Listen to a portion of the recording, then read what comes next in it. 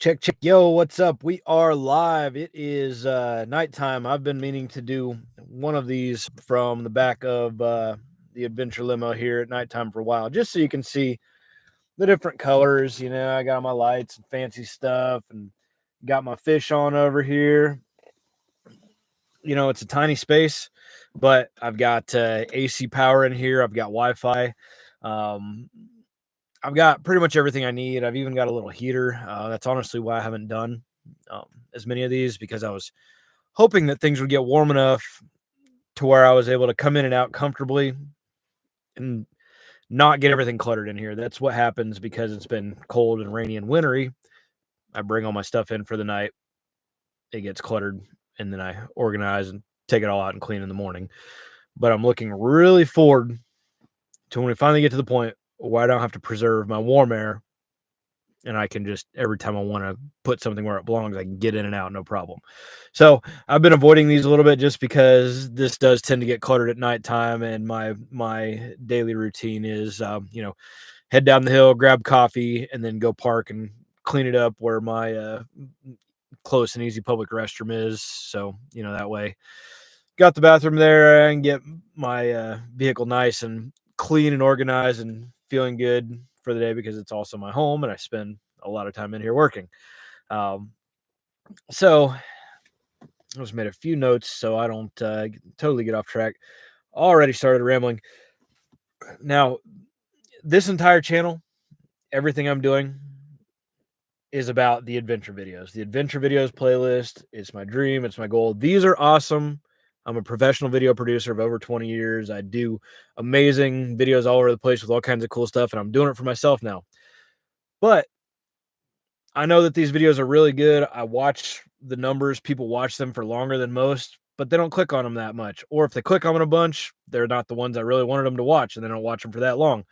So I've got to start doing a lot of other stuff too to make sure that my channel is full and complete. The people that I'm interacting with actually get the full story, and not just a few, shorts here or a really awesome adventure video every couple months.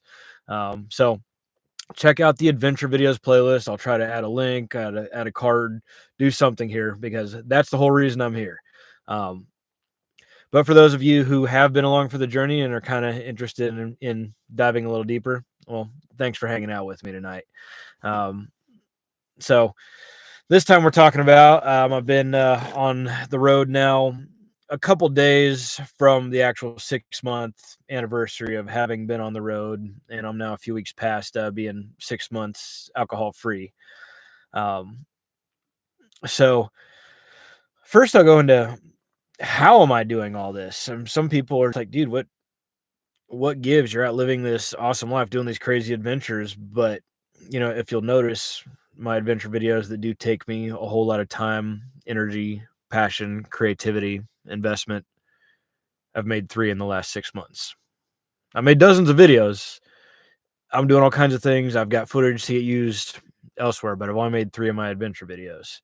And a lot of that is just because of the time and money and energy that needs to be invested into them. And also because even though the whole dream and goal is to create true, legitimate freedom for myself, using my skills as a professional video producer and learning how to utilize those in today's social media, user-generated content world.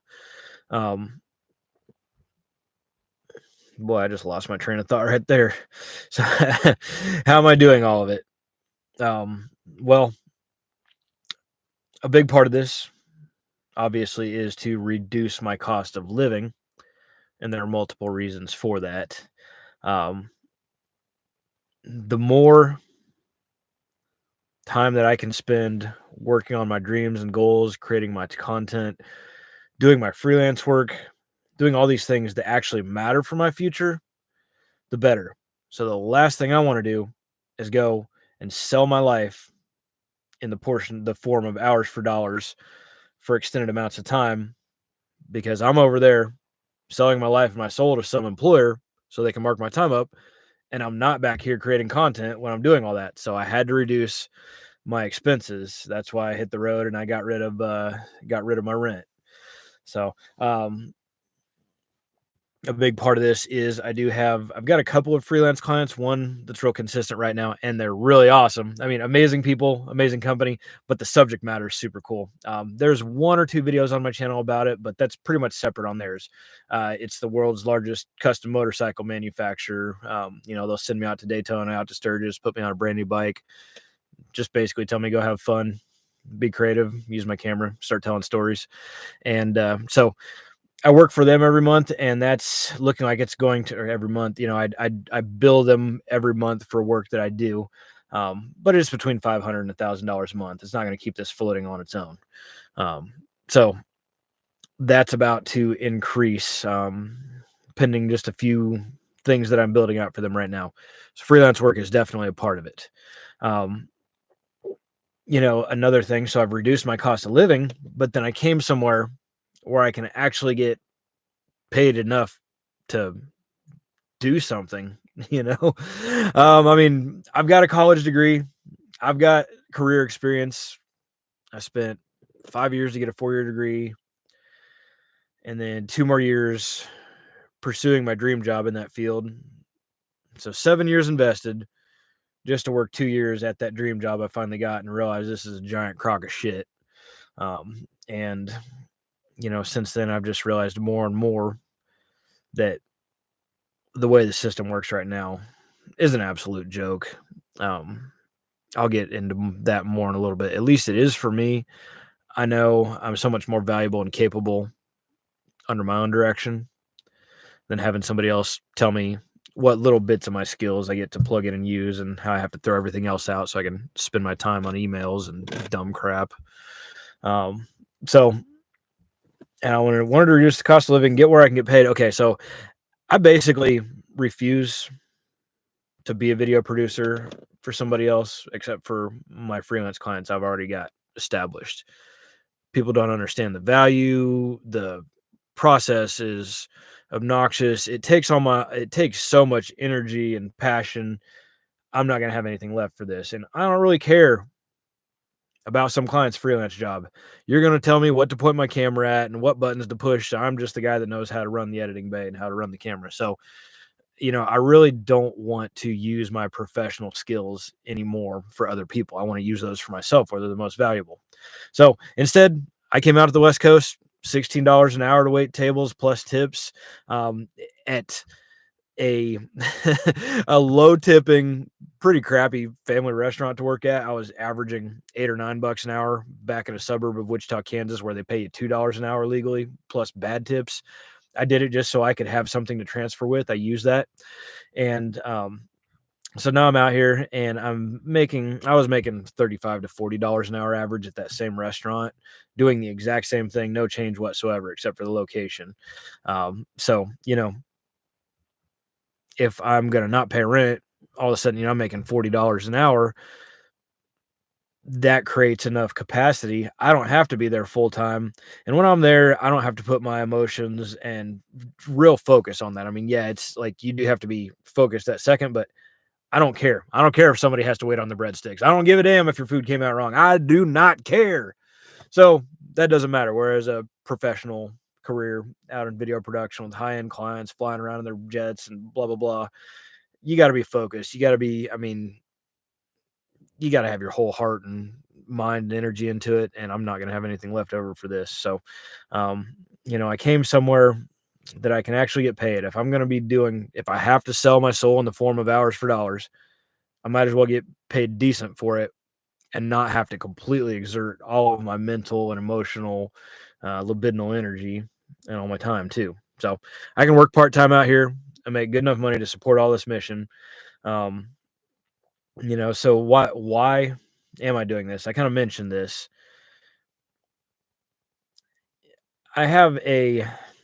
It's something that I've only just kind of recognized that this is different with me than other people. But I see patterns. I see the way things interconnect. Far, far more connections than most people could even comprehend. And this is pretty much anything and everything I do. It's been my whole life. I couldn't just express something to somebody. I had to write it up because there was always so many different pieces to the puzzle. Well, as I start to realize, and learn more about not only how our financial system works and how things are becoming more and more inequitable with time and the fundamentals of why behind that, excuse me, I start to look and realize that this whole thing of, hey, who are you going to be? What do you want to do? Okay, I want to be this thing. Well, then I got to go to college for that. And then I got to beg somebody to go work for them and trade my time. And, it, it all seems to be a joke because when you realize you actually have the power and capability to do these things for yourself, you don't have to have somebody else that has the profit and loss figured out. It has the budget figured out. It has the marketing figured out. That has the business model and the financing. But that's all that it seems like a college degree really is saying, hey, now I can trade my time for you. You can tell me what to do and you can figure out all the stuff. And then I can just fit into this little box and keep doing the same little thing over and over again and be a small piece of your big puzzle. And it doesn't make sense to me because I see all these other things. I've learned about them. I understand them. And I know that at this point, I've got 70% of everything I need to make this all work, which is more than enough to go out and start screwing things up and figuring it out along the way until things start clicking here and there a little bit better and a little bit better. Because imagine if I spent 10 years, I spent a decade, another decade, selling my soul in the form of hours for dollars as a professional video producer. Right now, it's March 2024. I'm watching the buying power of currency, not money, currency. That's a different subject. It's going down and down. People need more and more education, more and more time, more and more jobs just to be able to have less. And I don't really feel like playing a losing game, fighting an uphill battle my whole life just to not be able to ever get ahead of the curve. And this whole system wants us to be locked in. They want us to come out of college in debt. They want us to go and buy a fancy car and be in debt and have a mortgage and be in debt and then be beholden to the person that tells us what to do, when and how to do it, and how much we're worth. And they're going to take our life away from us and give us back their shitty dollars. I don't want to play that game. I'm the level of capabilities that I have, even my freelance clients that are, good long-term friends and business relationships don't truly understand what I can do because I still have to work within the framework of their business model. I might not have the understanding of them and what they do. Maybe not all my skills are going to be that valuable or useful or fit in that well. So even for them, I'm going to be loyal to these people forever. Especially my number one client out there, my motorcycle client. And I've got another friend that's a real successful self-made man with a staffing agency. These guys, I've got a relationship with them. We've got trust, we've got workflow. I'll work with these guys until the end of time, even if it costs me money, just to, opportunity cost taken away from other stuff that makes me more because they've helped me get to where I'm at. And I've got skills and capabilities that can help them too. But even for them, they don't have the slightest idea of what I'm capable of when all my barriers are out of my way and I've got all the things I need in place. And that's what this is about. This is removing barriers, putting the things in place that I don't have in place yet, trying to wrap my mind around all this different social media aspect of this stuff because I love creating content. I love telling stories. I love getting behind the camera. I love creating a compelling adventure for somebody to share. But I have zero interest, totally not interested in getting online, on posting, on sharing, on commenting, on liking, on engaging, on interacting. I don't want to be wasted. That's a waste of my time. I want to be creating content where I'm valuable. But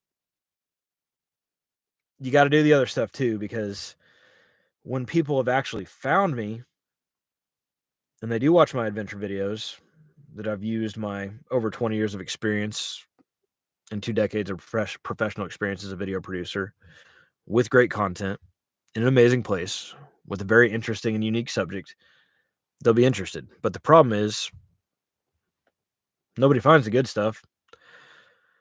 So I got to figure out, I got to do everything. I've got to be going live. I got to be doing vlogs. I got to be doing shorts and reels. You know, it's it's weird, you know. And then somebody younger that's grown up with this might have an aptitude, can pick up their phone, just start talking to it.